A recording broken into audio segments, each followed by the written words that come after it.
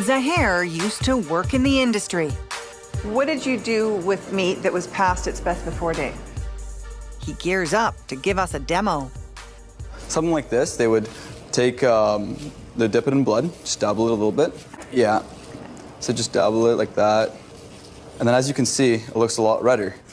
That's what you would do? You would take the brown meat and turn it red? Yeah, so we would turn it red. And then if like, again, we do it as many times as possible, we just keep flipping it. We would rewrap them and put down a new sticker, which came with a new best before date that extended the shelf life.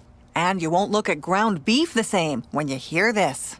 If it's really bad, if it's like this, we would dabble in a little bit of blood, throw it into the meat mincer with some redder meats, and then all together, it would make it look red. And then we'd put it back up on the shelf. And people would buy this? Yeah, all the time. Sounds misleading, but food safety expert Keith Warner helps us recreate what we've heard is going on with meat. We mix meat that's 4 days past its best before date with new.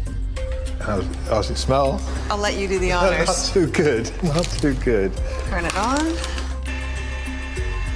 So how's this new blend look? Looks totally fresh, it's well disguised. Yeah, that looks good. But could it be bad for you? We send it off for testing. I'm curious how it tested. So what we found was the meat was absolutely loaded with bacteria after only 1 day. It was loaded with these type of bacteria called Enterobacteriaceae.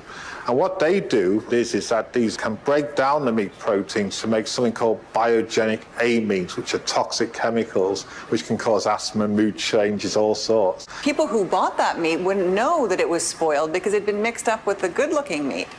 Exactly, it was deception at its worst, isn't it? Totally unethical. And in this case, I think it goes beyond ethics, doesn't it? It goes to safety and things like that. Zaher has experience working in the grocery biz. Like others we hear from, he says mixing old meat with new happened all the time. Who told you to do this? So the butcher and my supervisor, or a lot of times he'd bring it in for me. He'd bring in like a stack of like meats that were brown, slam them on the table and be like, Zaher, unwrap these and relabel them and stack them back up on the shelves. So what advice does he wish he could have given his customers? Don't buy from the front of the shelves. Reach on behind, grab this stuff in the back. That stuff is usually a little newer. There's a secret reason some stores are adding sauces and spices to meats. We've got some marinated drumsticks here. Why is stuff marinated? Things get marinated if it's going off or it is off. They will marinate it to hide the odor, and if there are any dark spots or whatever, to mask that and then put it out for sale. And things that are marinated actually sell for more.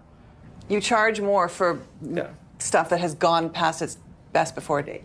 Yes, it was referred to as value added. So because you're adding something to it, it increases the price. So in our store, things like steaks, strip loin steaks, they were going off, they were expired essentially, would be coated in some sort of barbecue marinade or cracked pepper, something with a really strong odor to hide the rotten smell. What was the reason given for doing this?